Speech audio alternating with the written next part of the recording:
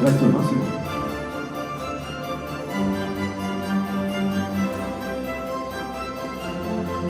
10, 9, 8, 7, 6, 5.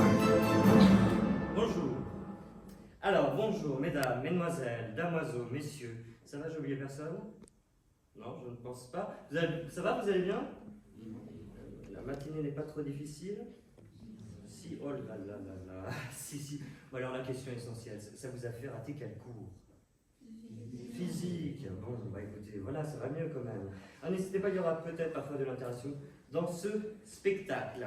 Alors, bienvenue sur le plateau, ici, du théâtre de Montreuil-sur-Mer. Vous pouvez voir derrière moi les décors, c'est les décors actuellement du médecin volant qui est en train de se jouer. Parce que c'est ça qu'on va faire ce matin, on va essayer de vous amener un petit peu dans les coulisses du théâtre. Et donc bienvenue dans ce très beau théâtre de la ville de Montreuil-sur-Mer, une ville publicité mensongère, puisqu'une ville, Montreuil-sur-Mer, une ville où, oui, où il n'y a pas la mer. Bon, alors ceci dit, vous pouvez me raconter qu'à Clichy-sous-Bois, il n'y a plus de bois non plus. Alors merci d'être présent et présente pour cette rencontre inattendue en ce vendredi 29 mars 2024. Alors, oui, bien 2024, inutile de vérifier le réglage de vos montres ou de vos téléphones plus ou moins intelligents, puisque nous vous invitons le temps d'un instant à nous rejoindre dans cette faille, dans cette courbure de l'espace-temps. Alors, nous allons effectivement vous inviter, là, tous ensemble, à rentrer dans un monde où le présent est déjà passé, le futur à venir et l'avenir déjà présent. Ça va? C'est pas trop embrouillé? N'ayez pas peur, c'est pas plus compliqué qu'Inception de Christopher Nolan. Parce que la rencontre inattendue, qu'est-ce que c'est? Eh bien, la rencontre inattendue, c'est un spectacle impossible. C'est quelque chose qui ne s'est jamais déroulé, qui ne peut pas avoir lieu, et pourtant, là, ce matin, eh bien, vous l'allez voir. Alors, j'espère que vous n'avez pas peur des fantômes. Bouh. Je dis que je ne la ferai pas, mais je l'ai faite quand même. Alors, j'espère que vous n'avez pas peur des fantômes, puisque tout de suite, à l'instant, dans ce fauteuil, je recevrai un fantôme, n'ayez crainte, un fantôme bien vivant. J'aurai le plaisir de soumettre ce fantôme à mes questions, et cette apparition durera environ une petite heure. Mais donc, place à présent à mon invité du jour. Figure emblématique du monde théâtral du XVIIe siècle en France, elle incarne l'esprit créatif et passionné de cette période. À la fois actrice et épouse de Molière, leur relation suscita maintes controverses et intrigues, mais il n'en demeura pas moins une force motrice derrière le succès de la troupe. Aujourd'hui encore, son nom résonne comme un hommage à l'art théâtral et à la puissance de l'imagination. Sa présence scénique charismatique et sa capacité à donner vie à une multitude de rôles complexes ont fait d'elle une star incontournable de son époque. Merci d'accueillir, merci d'applaudir l'éternelle Mademoiselle Molière.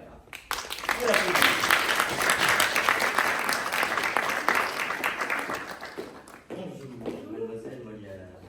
Ça va? Oui. Ouais, la matinée est difficile pour nos spectateurs. Vous, ça va? Pour moi aussi. C'est jamais facile le matin pour les acteurs et les actrices. Alors merci d'avoir accepté notre invitation. Alors je sais bien que c'est vrai que vos apparitions se font rares, de plus en plus rares même, si je puis dire. Alors, à ma connaissance, c'est la première fois que vous pliez à ce genre d'exercice. En tout cas, on n'a retrouvé aucune trace dans les archives, parce que c'est ça qu'on a fait. On a fouillé dans les archives, alors peut-être, sans doute, avez-vous déjà eu comme ça des rapports, des rencontres plus ou moins informelles? Avec le public? Par exemple, les rencontres avec votre public. Ah, mon public. Vous voulez savoir si ça donnait lieu à des rencontres inattendues? Par exemple. Eh bien, écoutez, quand on est actrice ou acteur, même si on se met derrière un personnage, ou si on est le personnage au devant de soi, comme vous voulez, eh bien, le public, il est curieux. Il a envie de savoir, il a envie de connaître, de gratter le vernis, de connaître l'intime, de savoir qui est vraiment cette personne. Est-ce la même personne qu'on vient de voir jouer sur scène? Alors lui aussi pose des questions. C'est le passage obligé. Oh, obligé, non, pourquoi obligé? Volontaire. Vous savez, ce n'est pas un exercice particulièrement désagréable. Et puis, c'était aussi une volonté de Jean-Baptiste. Il aimait bien qu'on reste échanger avec le public après les représentations. Il adorait ça, lui. C'est certain. Mais je ne peux pas non plus oublier les attaques, les mesquineries. Et je ne crois pas que même plusieurs siècles après, il faut pardonner ça. J'ai été traînée dans la boue, vous savez, j'ai été salie, humiliée. C'est vrai, c'est vrai. C'est vrai que vous avez été particulièrement diffamé à travers des mots et des écrits particulièrement odieux et abjects. Alors, d'ailleurs, c'est assez inédit. Hein. Vous êtes sans doute la première actrice de l'histoire de France à avoir, pas la dernière, hein, rassurez-vous, hein, avoir déclenché autant d'animosité, mais on y reviendra plus tard si vous voulez bien, parce que pour le moment, j'aimerais qu'on reste sur ceux qui vous aiment, les spectateurs, ceux qui viennent vous voir à la sortie du théâtre, et pas pour me dire, mais qu'est-ce qu'ils vous disent? Qu'est-ce qu'ils vous disent? Parce qu'ils viennent quand même voir Mademoiselle Molière, Armande Béjart, la star. Alors d'ailleurs, j'aimerais être un peu plus précis si vous voulez bien. C'est pas seulement Armande, c'est Armande, Claire, Grésinde, Elisabeth, Béjart. Ça ne s'invente pas. Effectivement. Ouais. Alors ce sont les prénoms qui ont été choisis à votre baptême. C'était en novembre 1653. Vous aviez une dizaine d'années. Alors, est-ce que vous voulez bien nous expliquer un petit peu ces prénoms, chers Armande, Claire, Grésinde, Elisabeth? Ah bah oui, bien sûr, ça n'a rien de compliqué. D'après ce que m'en a dit ma mère, Claire était pour Sainte Claire, qui, dit-on, à l'époque, avait repoussé la peste de Béziers dans ces années-là. Grésinde était le prénom de la femme du comte de Roure. Et Elisabeth fut choisie par la femme du comte d'Aubijoux. Ouais. Bah, rien que ça. Et alors, Armande, ce que vous ne l'avez pas dit. Armande, eh bien c'est pour Armand, le prénom du prince de Conti. Ève. Ça donne quand même un sacré tour d'horizon des amitiés et des connaissances de votre mère. Ouais, c'est chic. Alors, son réseau aussi, aujourd'hui on dirait le prince de Conti étant à l'époque le troisième personnage de l'histoire de France, et puis c'est lui qui va être aussi un protecteur de la troupe de Molière et de votre mère. Alors, le prénom, c'est fait. Mais le nom, alors, parce que, bon, c'est plus un secret pour personne, parce que c'est sous ce titre-là que je vous invite, Mademoiselle Molière. C'est plus Béjart. Et non, c'est le nom de mon premier mari. C'est votre premier mari. Ouais. Alors, vous aviez 20 ans environ, hein, quand vous êtes marié. Lui, le double. On a retrouvé, là. On a votre contrat de mariage. On voit vos deux signatures. C'était le 23 janvier 1622. Vous avez retrouvé ça? Ouais. Alors, pas de photo en revanche, c'est dommage. Hein. Je peux voir? Ouais, bien sûr. Bah, c'est des photocopies. Hein. Vous me l'offrez? Avec plaisir. Ça fait de jolis souvenirs. Et alors, puisque vous étiez marié tout de même, ce Mademoiselle Molière, pourquoi pas Madame Molière? C'est de la coquetterie, ça. Ah non, pas du tout. Non, mais vous savez, au XVIIe siècle, le madame n'était réservé qu'aux femmes dites de qualité, et certainement pas aux comédiennes. Et alors, c'est Mademoiselle Molière et pas non plus Mademoiselle Guérin, parce que vous avez un second époux, c'était en 1677, c'était 4 ans après la mort de Molière, en la personne de Isaac François Guérin d'Estriché, alors qui était comédien lui-même, un frère de comédien, fils de... Jacques, c'est vous qui m'avez invité sous ce nom-là, Mademoiselle Molière. Pourquoi d'ailleurs? C'est plus vendeur? Alors je sais pas. Par applaudissement, qui connaît? Est-ce que ça parle à quelqu'un Guérin? Est-ce que ça parle à quelqu'un Molière? Ah ben voilà, c'est plus vendeur. Ah ben écoutez, c'est comme ça, maintenant. Alors, avant d'en venir profondément au théâtre, j'aimerais qu'on parle un petit peu de votre enfance, Armande Béjart. Alors, vous avez passé vraisemblablement les premières années de votre vie dans un couvent, mais c'était une pratique relativement courante. Ah oui, tout à fait, oui. Les parents plaçaient leurs jeunes filles, avaient coutume de faire ça, de placer leurs jeunes filles dans des couvents pour plein de raisons, pour des raisons d'éducation religieuse avant tout, pour préserver leurs vertus, les protéger des tentations extérieures, pour des raisons sociales et puis des financières aussi, parce que il faut le dire, ces couvents étaient quand même un marché assez ouvert pour de jeunes fils de bonne famille qui allaient choisir leur future épouse. C'était le mariage arrangé. Oui, exactement. Alors on est loin des mariages passion et d'amour. Hein. Non, non, c'était avant tout des questions financières.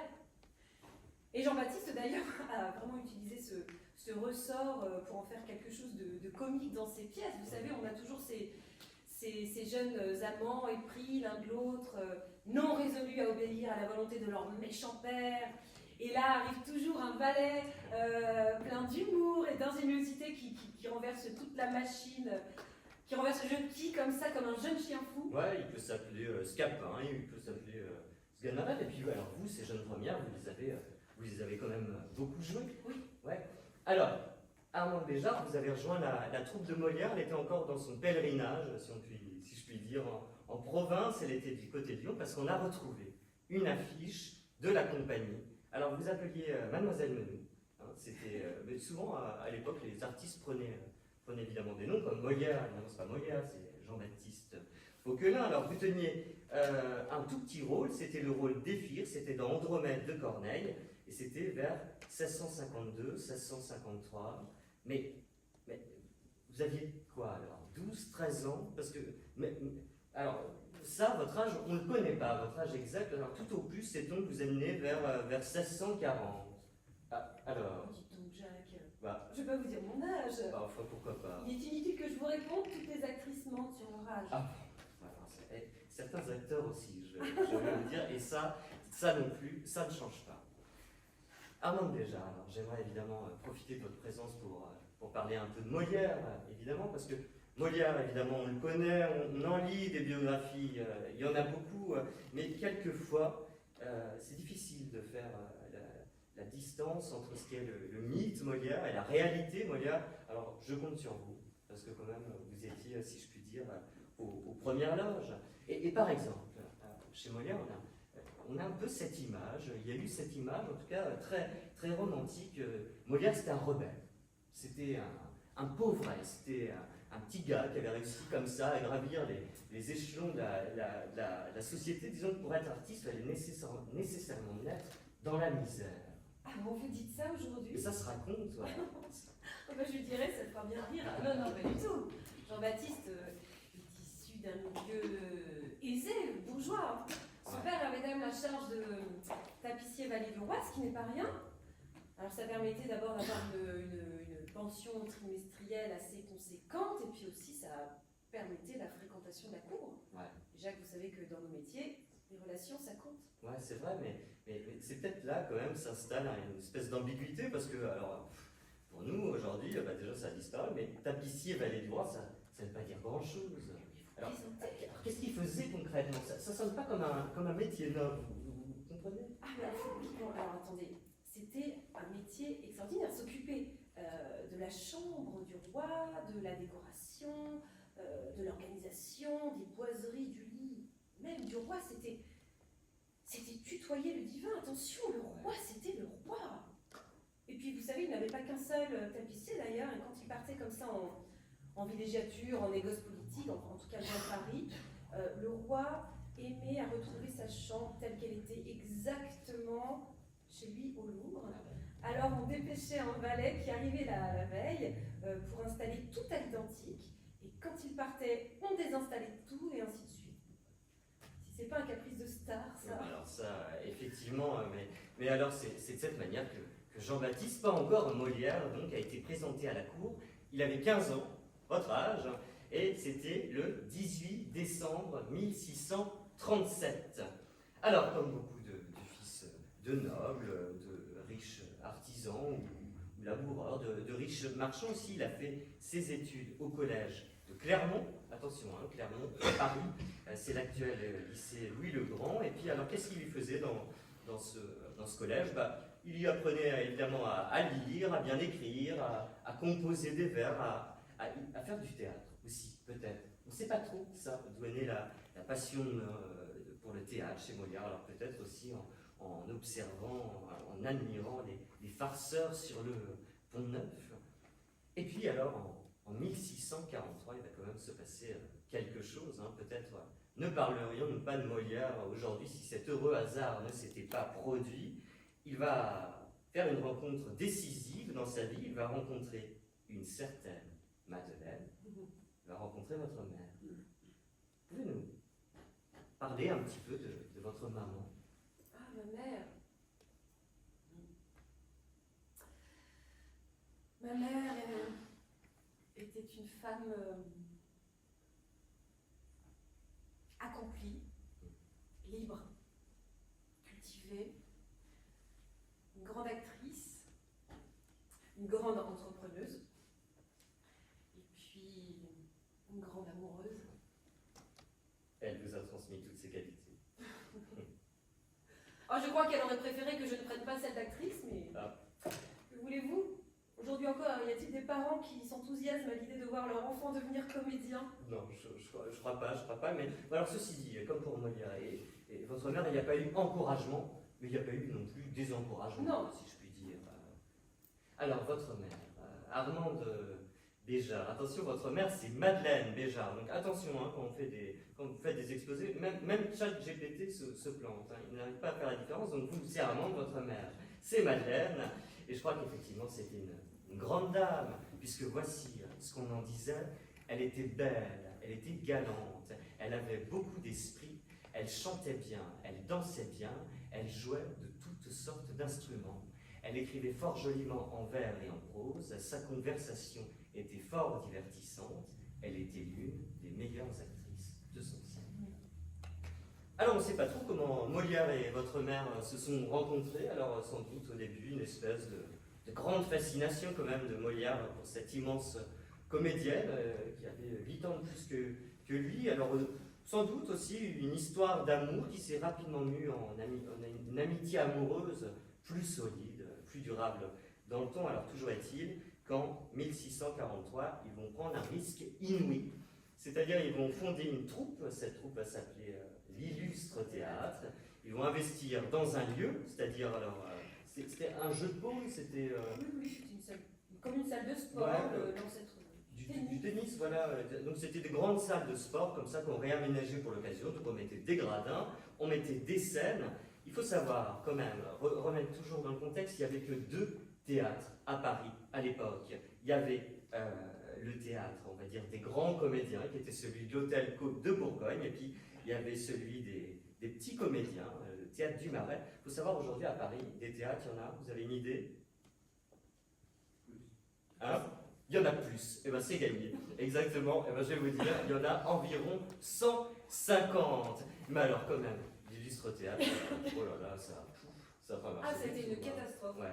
Rude était la concurrence et dure fut la chute. Oui, ils y ont perdu beaucoup de plumes.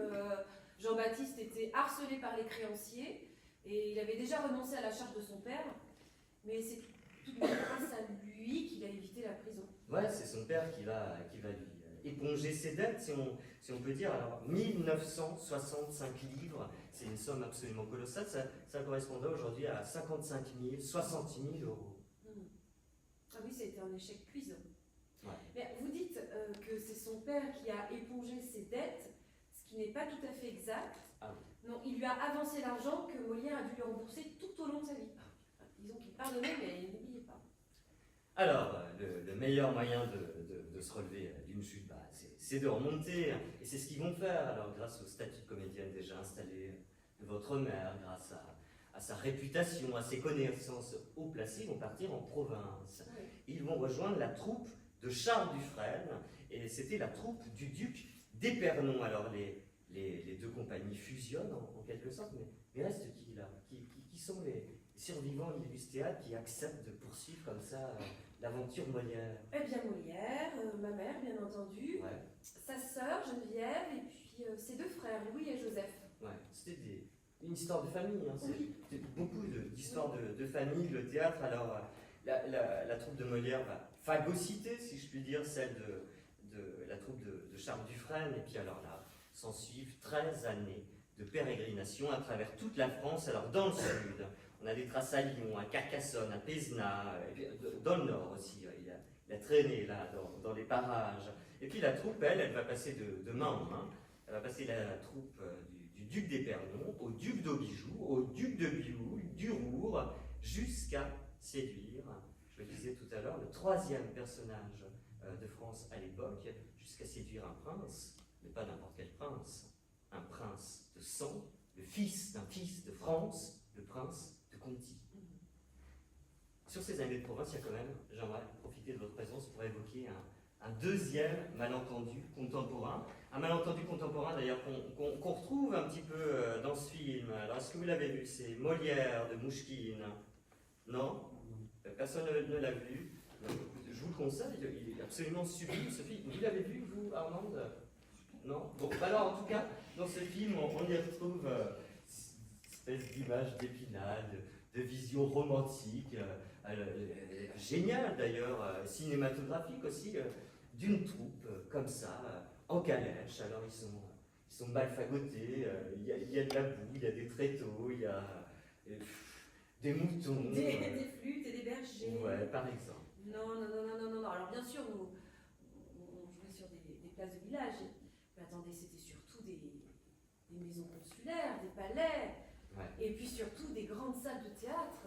Non, si c'était la meilleure des troupes de campagne, c'est qu'ils jouaient dans des lieux et pour des personnes prestigieuses. Et puis il fallait que le théâtre soit beau, parce qu'ils étaient payés pour ça, par leur protecteur. Alors eux, à leur protecteur, ça leur permettait d'avoir un bon statut social aux yeux des autres, et puis comme vous dites aujourd'hui, ça leur faisait bonne publicité. Ouais, alors évidemment à l'époque, pas de réseau, la presse était très peu développée aussi, alors évidemment le théâtre, les spectacles de théâtre ramenaient du monde et les gens repartaient ensuite vers chez eux et donc ça parlait de tel duc, de tel prince, etc. Donc jusqu'au prince de Conti. Oui, jusqu'au prince de Conti, voilà. Qui lui, je dois dire, a repris sa veste d'une manière assez magistrale quelques années plus tard. Ouais. Pourquoi? Ah. Vous pouvez pas nous le dire? Non, j'ose pas, non. Ces jeunes personnes, c'est... Non, n'ayez pas peur, c'est un public averti tout de même. C'est croustillant, attention, hein. Ça, ils n'ont plus peur de rien. Ah bon? Bon, et bien voilà. Alors, le prince de Conti était un homme très politisé, hein, ça lui donnera d'ailleurs des soucis par la suite. C'était un libre penseur, un érudit, il était très intime avec Molière. Mais lorsqu'il a attrapé la petite vérole lors d'une partie fine avec son ami Dobijoux, qui lui en est mort d'ailleurs, eh bien il a eu un retour de foi, si j'ose dire. Voilà, il a guéri de cette maladie affreuse et il s'est retourné vers la religion et il a oublié ses amis comédiens. Ouais. Bon alors la petite vérole, est-il besoin d'expliquer la petite vérole? Je le souhaite à personne. Hein. N'allez surtout pas taper ça sur Google Images. La petite vérole, c'est une MST, hein, c'est une maladie sexuellement transmissible. Et puis, partie fine, c'est une partie fine, quoi. J'imagine que vous voyez. Alors, effectivement, on a retrouvé une lettre qu'il a écrite à un évêque. Voyez ce qu'il a dit quand même. Il y a des comédiens ici qui portaient mon nom autrefois. Je leur ai fait dire de le quitter et croyez bien que je n'ai eu garde de les aller voir. Bon. Ah bah quand même, beau mensonge, hein, belle hypocrisie, mais peut-être que là a commencé à naître dans la tête de Molière l'idée d'un Tartuffe, non? Bon, je ne sais pas. Alors, toujours est-il que la troupe, elle se retrouve à Rouen, et puis elle est sans protecteur, et puis on s'ennuie de Paris aussi. De Paris, on s'ennuie de son agitation, et puis le succès aussi se faisait à Paris, des boutiques aussi. Ça, c'est une lettre de votre mère qu'on a retrouvée. Mais alors attention, la chance les accompagne toujours, il faut dire, puisque tout de même, ils vont trouver un certain jeune homme, même plus qu'un jeune homme, un certain monsieur. Alors ce monsieur, il a 18 ans, et justement, il cherche une toute nouvelle troupe de théâtre pour la sortir à son tout nouveau château de Saint-Cloud. Qui est ce monsieur? Oh, 3 fois rien.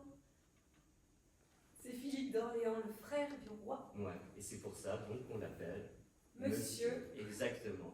Donc ce monsieur, effectivement, il a 18 ans, son frère aîné, il a 2 ans de plus, il a 20 ans, et il vient de prendre les rênes de la France. C'est évidemment Louis XIV, mais alors toujours est-il qu'il va leur faire un cadeau assez extraordinaire, hein, puisqu'il va leur offrir un théâtre à Paris, le théâtre du Petit Bourbon. Ah oui, c'était un théâtre absolument extraordinaire. Qui avait toutes les machineries de l'époque qui émerveillaient et impressionnaient le public. Comment je pouvais vous dire? Oui, il y avait des chars volants, des décors enchanteurs, des apparitions de soleil, des ciels qui s'ouvraient. Ouais, c'était des spectacles spectaculaires, hein, c'est ça qu'il faut dire. Disons que pour nous, ce serait l'arrivée d'Hollywood dans le cinéma. Quoi. Je ne sais pas, mais certainement. Croyez. Et ce n'est pas le seul cadeau qu'il ait fait à la troupe, puisque c'est grâce à lui qu'ils ont pu jouer pour la toute première fois devant le roi. D'abord à Vincennes et ensuite au Louvre à Paris. Alors, ça a permis à Molière non seulement de montrer ses grands talents de comédien, mais aussi ses talents d'écrivain. Ouais, parce qu'on l'a pas dit, évidemment, on connaît Molière, le comédien, mais on connaît surtout Molière, l'auteur. Il avait commencé à se frotter à l'écriture dans les années de province. 2 pièces nous sont parvenues, c'est L'étourdi et Le dépit amoureux. Mais alors, en dehors de Molière, c'était quoi le répertoire de la troupe? Nous jouions plein d'autres auteurs, hein. Et puis d'abord, pas que des comédies, on jouait des tragédies de Racine, Corneille, il y avait du Tristan l'Hermite, du Donneau de Visée. Mais bon, les plus grands succès, évidemment, c'était Molière. Les plus grands succès, c'était Molière. Et puis, je vais vous dire, un succès, il va y en avoir un dès l'arrivée à Paris. Un énorme succès. Ce succès, ce sont Les Précieuses Ridicules. Il y avait foule au théâtre le soir pour assister au succès des Précieuses Ridicules. Excusez-moi, Jacques, de vous interrompre, vous vous trompez. Ah non, je me trompe pas. Si. Ah bah non, ça a été... On a les livres de contes, ça a été un énorme succès. Bien sûr, c'est un succès, vous vous trompez sur le soir, vous dites le soir, mais on ne jouait pas le soir. Ah bon? Il n'y avait pas de lumière dans les rues de Paris, donc c'était très peu sûr, très dangereuse, et alors on jouait plutôt l'après-midi, les représentations c'était vers 14h ou 15h. Ah d'accord, bah écoutez, alors, on ne peut pas tout savoir, écoutez, on corrige. Il y avait du monde l'après-midi pour assister, je vais y arriver, il y avait du monde l'après-midi pour assister au succès des Précieuses Ridicules. Alors évidemment, on retrouve dans cette pièce tout ce qui va faire la patte de Molière, hein, c'est-à-dire c'est un théâtre de dialogue, c'est un comique d'intrigue, et puis ce qui va faire aussi le succès Molière, c'est-à-dire qu'auparavant les acteurs étaient relativement statiques sur scène, ils se tenaient droit, ils ne bougeaient pas, on va dire qu'ils déclamaient plus le texte qu'ils ne le jouaient, alors que chez Molière c'est la naissance vraiment de ce théâtre énergique. C'est un jeu actif, c'est des acteurs qui débordent d'énergie de par leur mimique, leur posture, les grimaces aussi. Mais alors, vous n'étiez pas encore dans Les Précieuses Ridicules, non? Ah non, mais je vivais avec la troupe. Ouais. Nous étions tous dans un logement collectif sur le quai de l'école. Ouais, c'est l'actuel quai de Seine, si vous avez la parole. Donc nous vivions tous ensemble. Alors chacun avait ses appartements. Il y avait ma famille, il y avait les Debris, les Duparc, Jodelet, qui était un comédien qu'on avait recruté au théâtre du Marais, qui me faisait beaucoup rire. Comique. Et puis dans mon premier grand petit rôle, c'était Élise dans la critique de l'école des femmes. Pour revenir tout de même aux pièces de Molière, c'est 33 pièces qui nous sont parvenues. Alors c'est 32 comédies sur ces 33 pièces. Aussi une tragédie, une comédie héroïque, on ne sait pas trop comment la qualifier, c'est Don Garcia de Navarre ou Le Prince Jaloux. Mais alors, à l'époque non plus, elle n'a pas très bien marché, cette pièce. Alors Armande Béjart, est-ce que Molière est toujours vivant dans... écoutez, il serait peut-être un peu temps de vous le prouver. Est-ce que vous pouvez citer comme ça des comédies de Molière à l'emporte-pièce? Ah bah dis donc, en fait personne ne connaît Molière avant. Déjà, je suis déçu de cette situation. Vous ne connaissez pas de pièce de Molière?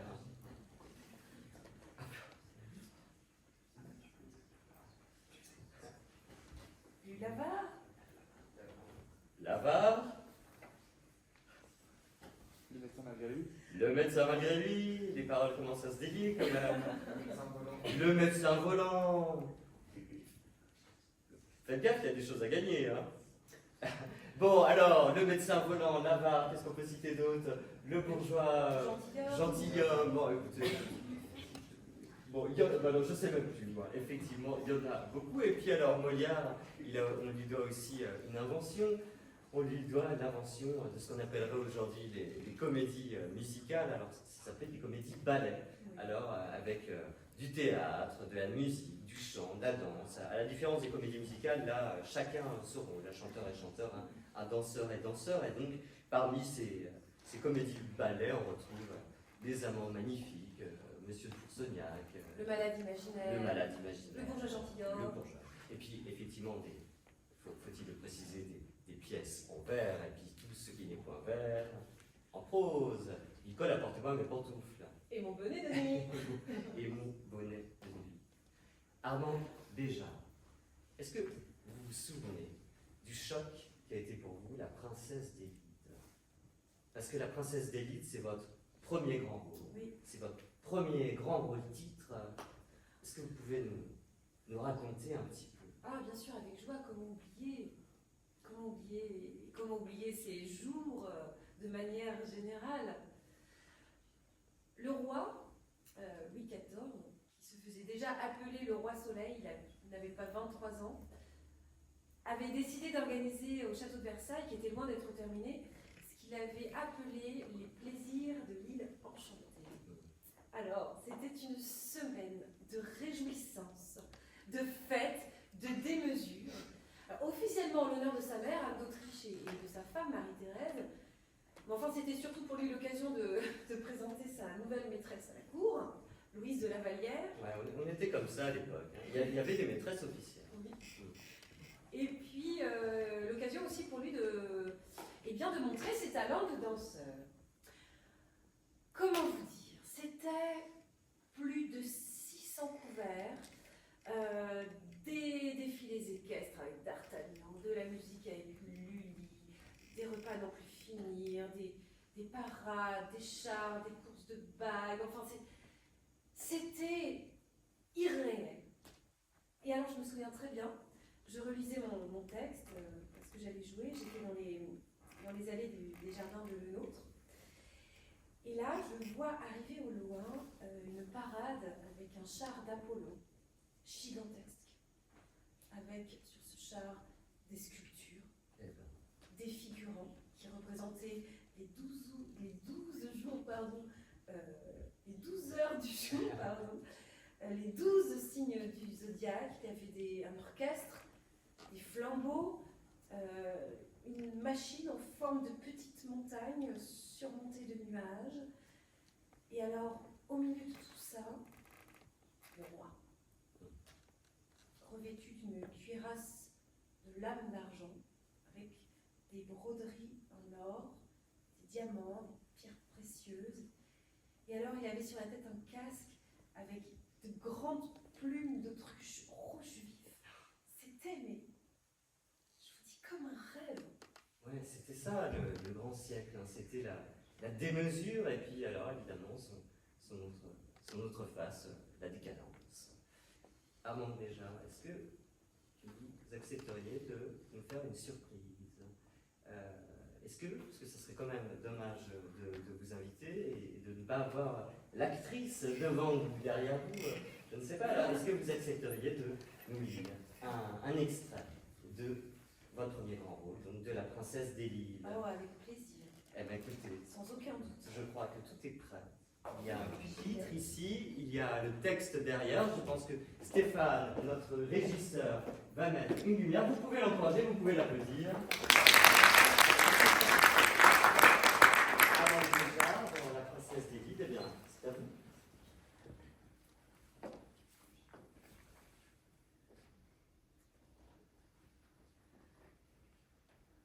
Oui, j'aime à demeurer dans ces paisibles lieux. On n'y découvre rien qui n'enchante les yeux. Et de tous nos palais, la savante structure cède aux simples beautés qui forment la nature. Ces arbres, ces rochers, cette eau, ces gazons frais ont pour moi des appâts à ne lasser jamais. Je chéris comme vous ces retraites tranquilles où l'on se vient sauver de l'embarras des villes. 2000 objets charmants, ces lieux sont embellis. Et ce qui doit surprendre est qu'aux portes délices, la douce passion de fuir la multitude rencontre une si belle et vaste solitude. Mais à vous dire vrai. Dans ces jours éclatants, mes retraites ici me semblent hors du temps. Et c'est fort maltraité l'appareil magnifique que chaque prince a fait pour la fête publique. Ce spectacle pompeux de la course des chars devrait bien mériter l'honneur de mes regards. Quel droit ont-ils chacun d'y vouloir ma présence? Et que dois-je, après tout, à leur magnificence?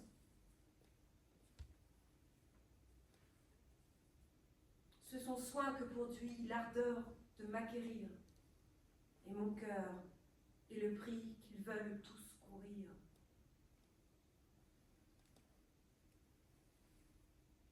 Mais quelque espoir qui flatte un projet de la sorte, je me tromperai fort, si pas un d'eux l'emporte.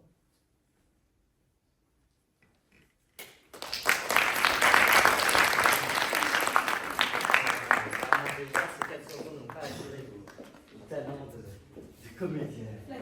Moi, comme toujours.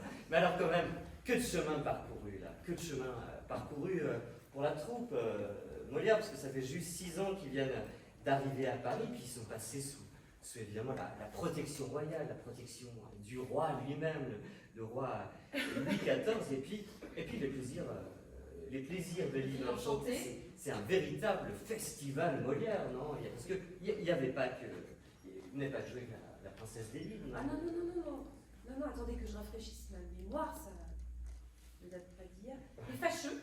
Vous les fâcheux? Oui, je jouais le rôle d'Orphise, la jardinière, la jeune amoureuse du brillant terrasse. Ah oui, c'est vrai. Nous avions créé le mariage forcé et le Tartuffe, dans lequel je jouais le rôle d'Elmire. Ouais, voilà, quand même. Le Tartuffe, ça a été quand même... ça a été la goutte de trop, hein, le Tartuffe. Alors, surtout sur la reine-mère, hein. On peut rire de tout, mais alors attention, pas touche à la religion. Oui, pas touche aux imposteurs. Ouais, alors ça je reconnais. Ça, c'est l'habileté de Molière. Hein. L'habileté de Molière qui écrit une pièce sur l'hypocrisie des religieux et qui fait croire au final que c'est une pièce sur l'hypocrisie en général. Oui, ouais. Bon. Mais enfin, passage obligé, on a été interdit de jouer cette pièce pendant 5 ans. Ouais. Vous voyez la censure. Alors, et oui, Molière a dû remanier le texte jusqu'à ce qu'il soit acceptable, ce qui est un vrai manque à gagner parce que, croyez-moi, le public s'esclaffait. Ouais. Et alors, évidemment, Molière a écrit beaucoup sur la médecine, les médecins, et certains ont voulu voir comme ça une espèce qui continuait comme ça en sous-main à se moquer des religieux, en se moquant de la médecine. Ah, mais je sais pas, ça, il faudrait lui demander. Faudrait voir avec lui. Oui. Bon. Enfin, vous ne trouvez pas qu'il y a quelque chose de grotesque tout de même maintenant? Ah, alors, je sais pas, oui. Bon, écoutez, vous savez, les siècles passent et certains sujets n'en finissent pas d'être piquants. Alors, moi, je ne m'aventure pas sur ce terrain glissant. Alors, Armande Béjart, le temps passe, on ne va pas avoir le temps d'évoquer toute votre carrière. Et puis, vous n'êtes pas qu'actrice, vous êtes aussi, et peut-être même surtout, femme. Alors, vous avez eu 2 enfants, un fils avec votre second époux, et puis alors une fille que vous avez eue avec Molière. Alors, elle a un prénom en hommage à votre mère, on l'a évoqué, Madeleine, et puis aussi à votre père qu'on n'a pas évoqué, Esprit de Raymond de Moderne, et donc cette fille porte le joli nom d'Esprit Madeleine. Mais alors eux, non, les enfants n'ont pas fait pas de carrière théâtrale. Ah non, Dieu m'en garde, je n'ai pas répété les erreurs de ma mère. Ah. Et puis alors il y a un 3e fils aussi. Alors peut-on l'évoquer? C'est un certain petit Louis, hein, qui avait pour parrain, alors excusez du peu, le roi lui-même, Louis XIV, mais alors Louis, il est mort, il avait quelques mois.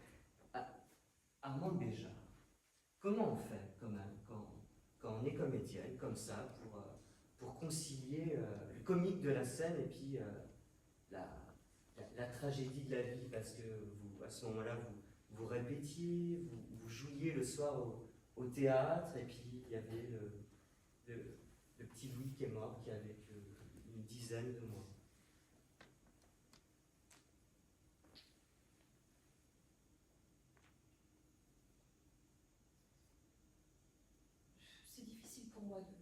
parler de ça.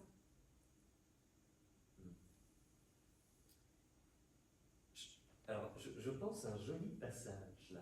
Je pense à un joli passage. C'est dans le Bourgeois gentilhomme, justement. Alors, on a Cléonte, qui est amoureux, que je ne me trompe pas dans le personnage, Cléonte, qui est amoureux de Lucile, mais Coviel, son valet, n'est pas d'accord avec ce schéma. Alors, il va essayer de transformer, de peindre, parce que c'est comme ça aussi qu'on appelait Molière, de peindre, il va transformer...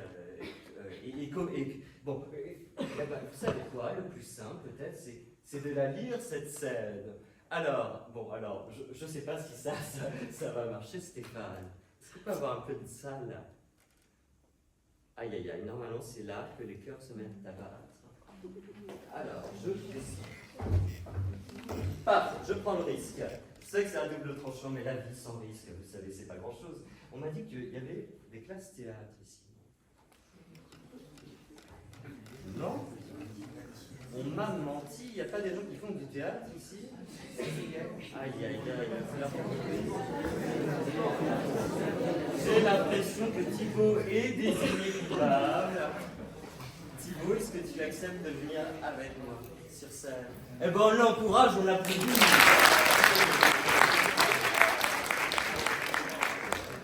Alors, écoute Thibaut, eh ben merci déjà. J'espère que tu te rends compte de l'honneur que tu as, puisque tu vas pouvoir donner la réplique à Armande. Déjà, alors, on va l'encourager parce que c'est un exercice difficile. Il ne connaît pas la scène. Ça va? Oui. C'est normal, je suis un peu stressé. Écoute, est-ce que tu accepterais de prendre le rôle de Coviel? Coviel, c'est donc le valet de Cléonte. Et alors, ton rôle, tu vas voir, ce sont jetés, soulignés, surligné tes répliques en jaune, tu n'es pas content. Tu peux à la fois l'engueuler, et il t'exaspère à aimer cette fille, laquelle tu ne trouves aucune qualité, et vous, Armand, déjà, vous acceptez de jouer un homme? Une fois n'est pas coutume. Une fois n'est pas coutume, tenez. Eh ben, alors, bon, allez, c'est parti.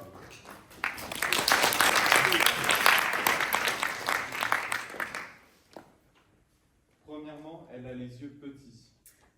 Cela est vrai, elle a les yeux petits, mais elle les a pleins de feu, les plus brillants, les plus perçants du monde, les plus touchants qu'on puisse voir. Elle a la bouche grande. Oui, mais on y voit des grâces qu'on ne voit point aux autres bouches. Et cette bouche, en la voyant, inspire des désirs, et la plus attrayante, la plus amoureuse du monde. Par sa taille, elle n'est pas grande. Non, mais elle est bien prise, elle est aisée.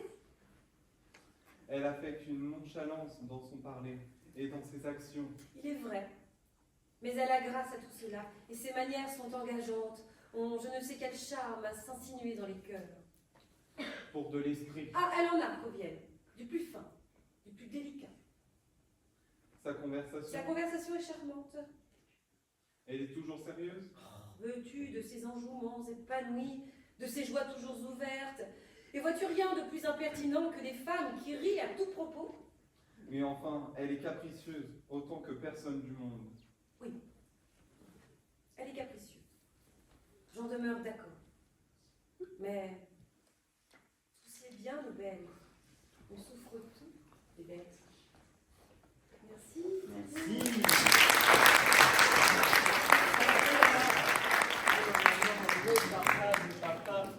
Eh oui, tout travail mérite récompense. Tiens, c'est pour toi. Voilà, bon, c'est pas grand-chose, hein, c'est pas... Évidemment, si tu as l'air de Merci, on peut l'applaudir.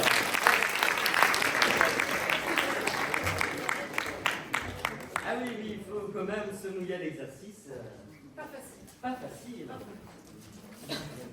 Alors, on arrive bientôt à la fin de cette rencontre. Je ne sais plus où j'en suis.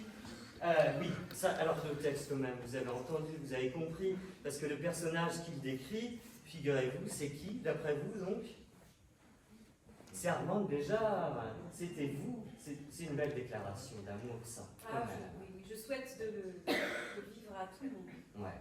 Ma vie, vive l'amour. Alors, après la mort de Molière, votre carrière s'est pas arrêtée là. D'ailleurs, juste pareil, on corrige un petit mythe. C'est vrai qu'il est beau, Molière, mort sur scène, mais non. Il a joué jusqu'au bout, c'était la 4e représentation du Malade imaginaire. Il était très malade, effectivement, certainement une pneumonie à l'époque, donc c'est jamais agréable, c'est jamais très propre, il y a du sang. Mais il est allé jusqu'au bout et il est mort dans la nuit. Vous avez beaucoup d'ailleurs fait pour que son enterrement se passe bien, mais vous savez, le rapport des comédiens et de la religion n'était pas au plus net, si je puis dire. Et puis, pour voir Armande Béjart, donc, votre carrière ne s'est pas arrêtée là. Non, non, pas du tout, parce que finalement j'étais sous la direction de Molière pendant une dizaine d'années. Mais après, oui, j'ai été comédienne pendant plus de 20 ans. J'ai joué la comédie, la tragédie, je suis passée de l'hôtel du Palais Royal à l'hôtel Guénégaud. Et puis alors je me souviens très très bien de cette date gravée à tout jamais, 1680, où là je suis devenue sociétaire de ce qu'on avait appelé à l'époque la Comédie Française. De la quoi? De la Comédie Française. Non, je vous taquine. La Comédie Française, évidemment, la toujours vivante, je vous l'apprends peut-être, toujours vivante Comédie Française, exactement, qui reste quand même une espèce de fleuron national, une grande troupe qui joue Molière, avec évidemment aussi une autre troupe, la troupe des Malins Plaisirs.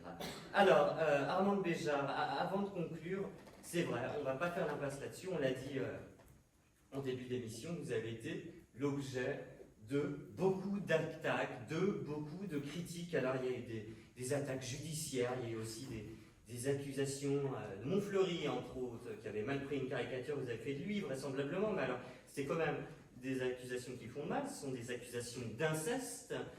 C'est-à-dire on accusait Molière d'avoir d'avoir couché avec votre mère, d'avoir une fille et d'avoir épousé la fille. Alors il n'y a pas eu que ça comme accusation. Il y a eu d'autres histoires. Bien sûr, oui, j'ai été accusée de prostitution, d'avoir volé un collier, et puis après, une deuxième fois, on m'a traîné en justice parce que alors j'étais une empoisonneuse, donc maintenant j'étais associée à des histoires d'empoisonnement.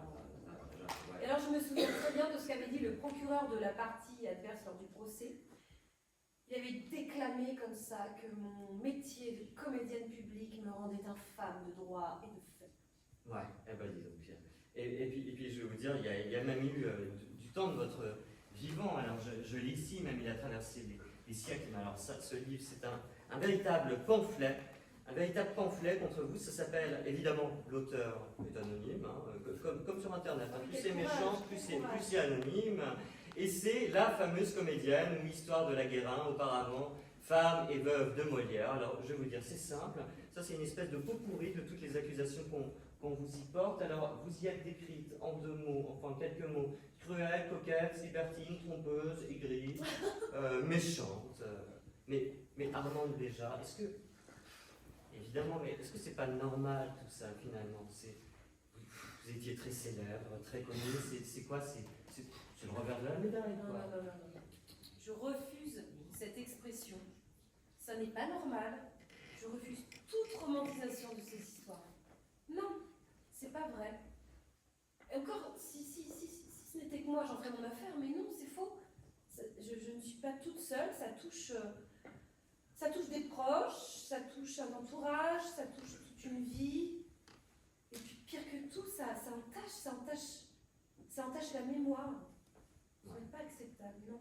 Bon, vous savez quoi? Hop, j'espère qu'il n'y a personne derrière. Ce livre, hop, zoup, poubelle. Et puis c'est pas ça qu'on retient de vous. J'espère. Bah non, pas du tout. Vous serez toujours pour nous l'éternelle, l'étonnante Mademoiselle Molière. Et ben justement, Mademoiselle Molière, on arrive à la fin de cet entretien.